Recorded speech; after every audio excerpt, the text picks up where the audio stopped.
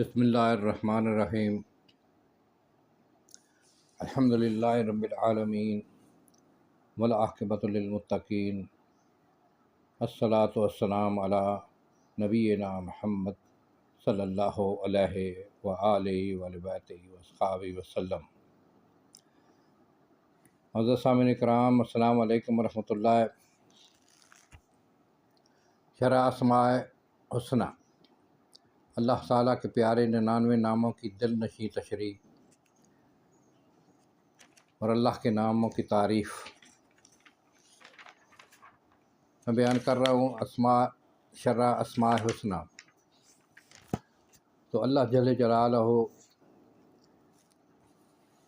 اللہ کا ذاتی نام ہے۔ انسان کو چاہیے کہ دل پر ایسی محنت کرے کہ اس دل میں اللہ کے سوا کسی سے امید باقی نہ رہے،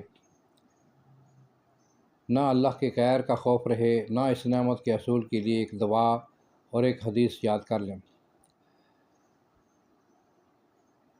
دعا بار بار مانگتے رہیں، حدیث کا اکیلے میں مراقبہ کرتے رہیں، سوچیں اور دوسروں کو بھی اس کی دعوت دیں۔ انشاءاللہ تعالی جلد ہی یہ کیفیت اور نعمت عظیمہ حاصل ہوگی کہ پھر اللہ کے غیر سے امید اور خوف ختم ہو جائے گا۔ وہ دعا یہ ہے: اللہم اقذف فی قلبی رجاءک وقت رجائی عمن سواک فما ارجو احدا غیرک، جس کا ترجمہ ہے: اے اللہ، میرے دل میں صرف اور صرف اپنے سے امید پوست فرما دے اور میرے دل سے اپنے غیر کی امید ختم کر دے، یہاں تک کہ میں کسی سے بھی آپ کی سوا امید نہ رکھوں۔ مخلوق خدا، مخلوق ہم پر مسلط ہوگی یا ہمارے لیے مسخر ہوگی؟ اللہ تعالیٰ نے تمام مخلوقات جو بنائی ہیں، جو پیدا کی، خلق کی ہیں، وہ انسان کے لیے کی ہیں۔ ہر چیز جو ہے وہ انسان کے لیے مسخر کر دی ہے۔ یہ سورج کا چمکنا، یہ چاند کا منزلیں، یہ زمین و آسمان، یہ شجر و حجر، یہ دریا، یہ پانی، یہ سمندر اور اس کی مخلوقات، یہ سب انسان کے لیے مسخر کی گئی ہیں۔ یہاں میں ایک واقعہ بیان کرتا ہوں۔ حضرت وہب بن ابان کوشی رحمۃ اللہ علیہ کہتے ہیں کہ ایک مرتبہ حضرت ابن عمر رضی اللہ تعالیٰ عنہ ایک سفر میں گئے۔ وہ چلے جا رہے تھے کہ راستے میں انہیں کچھ لوگ کھڑے ہوئے ملے۔ انہوں نے پوچھا، کیا بات ہے؟ یہ لوگ کیوں ایک جگہ کھڑے ہیں؟ لوگوں نے بتایا، آگے راستے پر ایک شیر ہے جس سے یہ خوفزدہ ہیں۔ حضرت ابن عمر رضی اللہ تعالیٰ عنہ اپنی سواری سے نیچے اترے اور چل کر اس شیر کے پاس گئے، اس کے کان کو پکڑ کر مروڑا اور اس کی گردن پر تھپڑ مار کر اسے راستے سے ہٹا دیا۔ پھر واپس آتے ہوئے اپنے آپ سے فرمایا، حضور صلی اللہ علیہ وآلہ وسلم نے تمہیں غلط بات نہیں فرمائی۔ میں نے حضور صلی اللہ علیہ وآلہ وسلم کو فرماتے ہوئے سنا، انما یسلط علی ابن آدم ما خافہ ابن آدم ولو ان ابن آدم لم یخف الا اللہ لم یسلط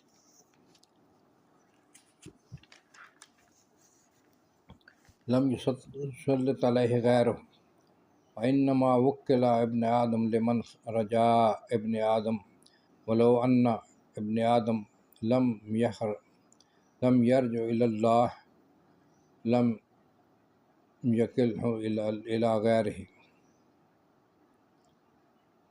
ترجمہ: ابن آدم پر وہی چیز مسلط ہوتی ہے جس سے ابن آدم ڈرتا ہے۔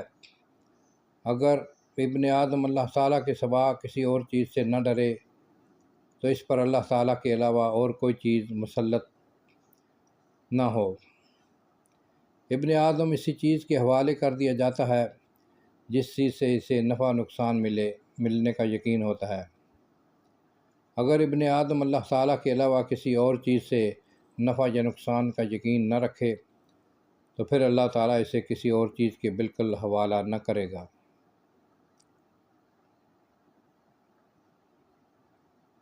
جس نے اللہ تعالیٰ کو اس کی عظمت اور صفات کے ساتھ پہچان لیا تو وہ کسی چیز سے نہیں بھاگے گا اور اللہ کے سوا کسی اور دوسری چیز سے خوف نہیں کھائے گا۔ اللہ معائی افضل ایمان ہے، یعنی اللہ میرے ساتھ ہے۔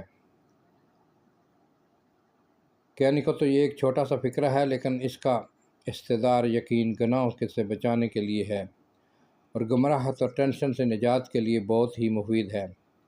آدمی اکیلے میں بیٹھ کر سوچے کہ اللہ ہر وقت میرے ساتھ ہیں۔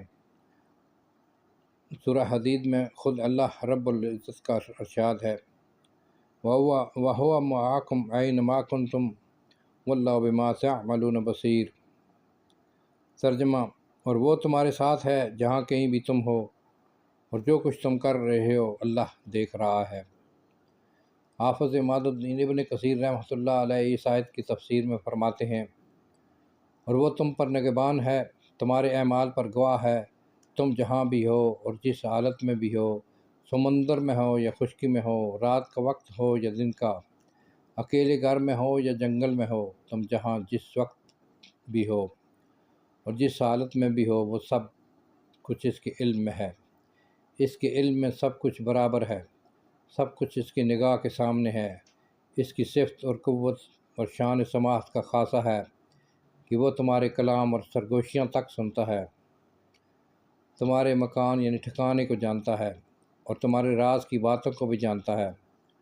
سو خوب جان لو کہ نہ اس کے سوا کوئی رب ہے، نہ کوئی معبود۔ اسی کا دھیان رکھنا چاہیے، اپنے آپ کو ہر وقت اس کی نگاہ کے سامنے سمجھنا چاہیے، اس پر ایمان رکھنا چاہیے۔ جیسا کہ حضور اکرم صلی اللہ علیہ وسلم نے حضرت جبرائیل علیہ السلام سے ارشاد فرمایا تھا، جب انہوں نے ایک سائل بن کر پوچھا تھا کہ احسان کیا ہے، فرمایا کہ تم اللہ تعالیٰ کی اس طرح عبادت کر گویا کہ تو اسے دیکھ رہا ہے، اور اگر تو اسے نہیں دیکھ رہا، یعنی اگر یہ دھیان نہ بنے، تو اتنا تو یقین اور استدار رکھ کہ وہ ضرور تجھے دیکھ رہا ہے۔ حکمت کا توشہ واقعہ ہے،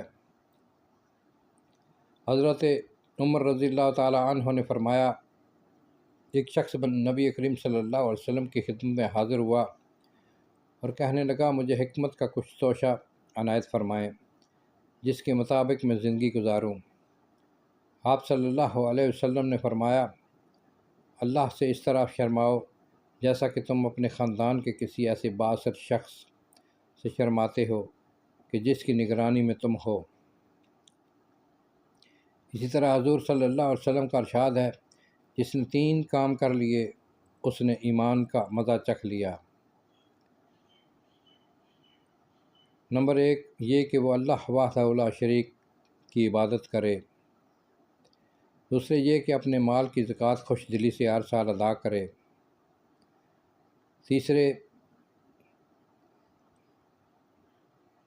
تیسرا کام اپنے نفس کا تزکیہ کرے۔ اس شخص نے پوچھا کہ ما تزکیہ المرء نفسہ، انسان کے نفس کا تزکیہ کیسے ہوتا ہے؟ آپ صلی اللہ علیہ وسلم نے فرمایا، یعلم ان اللہ معہ حیث کان، کہ وہ اس بات کو جانے کہ اللہ تعالیٰ اس کے ساتھ ہے جہاں کہیں بھی وہ ہے۔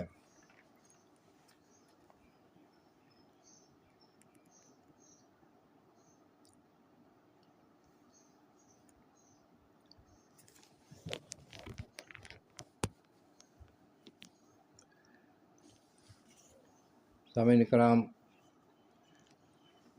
اللہ تعالیٰ کی تعریف اتنی زیادہ ہے کہ وہ انسان کے بس کی بات نہیں ہے۔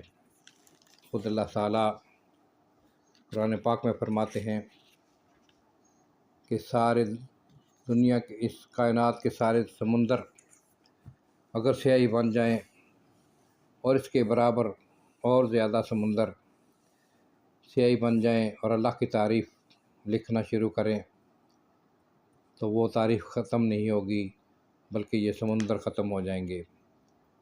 तो किस तरह हमारे बस में जो है वो इंशाअल्लाह बयान करेंगे। इससे आगे अल्लाह जल्ल जलाल के नाम के बाद जो अगला हम अस्माए हुस्ना के सिलसिले में अर्रहमान अर्रहीम, इसके मतलब इसकी तशरीह इंशाअल्लाह बयान की जाएगी। आप ज़रूर सुनें, चैनल को सब्सक्राइब कर लें। अस्सलामु अलैकुम वरहमतुल्लाह।